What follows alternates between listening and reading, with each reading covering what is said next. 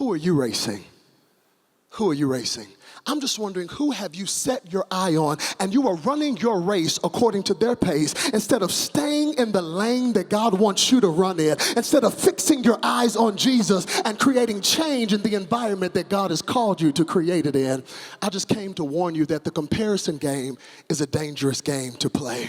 You know another reason why I don't like running on the treadmill? I don't know if you noticed this. When you're on a treadmill, have you ever noticed you're doing a whole lot of movement, whole lot of breathing, but you're not going anywhere.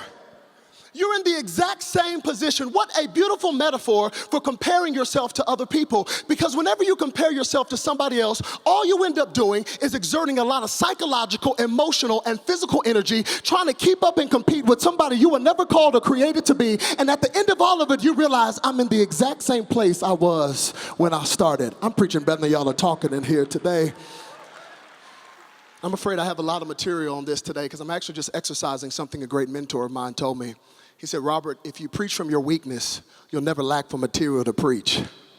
So I'm just preaching from my weakness today because I found in my own life as I've been running the race God has set before me, I have this inner proclivity and tendency to look at the people in the lanes beside me.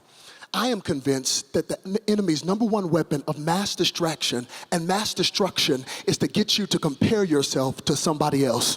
I am convinced that comparison is the number one destroyer of destiny. It's the enemy's number one weapon because after all, that's what got him kicked out of heaven.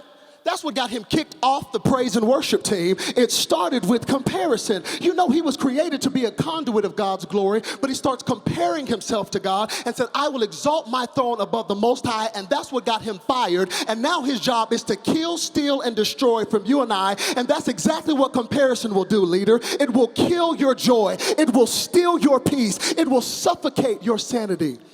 Comparison is the thief of joy. Comparison is like cancer to contentment. I love when the Apostle Paul begins to bring order and structure to the church at Corinth because he actually tells them that comparison is antithetical to wisdom. Look at what it says in 2 Corinthians chapter 10, verse number 12. Paul says, for we dare not class ourselves or compare ourselves with those who commend themselves, but they, measuring themselves by themselves and comparing themselves among themselves, are not wise.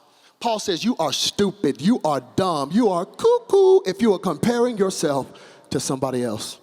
And do you know why comparison is not wise? It's not wise because, hear me, comparison will consistently cloud the clarity of God's call on your life. That was so good, I'm gonna rewind it till you give it to you again. Comparison will consistently cloud the clarity of God's call on your life. Meaning if you ever want to be confused about what God's called you to do, then just start comparing yourself to what other people have been called to do. First of all, let's just establish that there has been a call that has been placed on your life.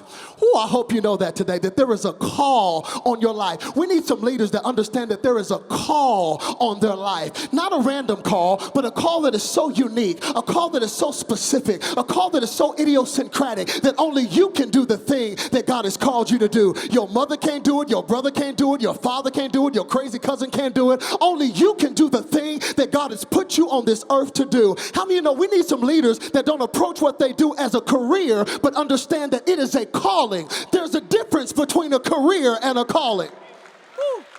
A career is what you get paid to do. A calling is what you were made to do. It's the thing that God put you on this earth to do. Not only that, how many of you know you got everything you need to accomplish that call?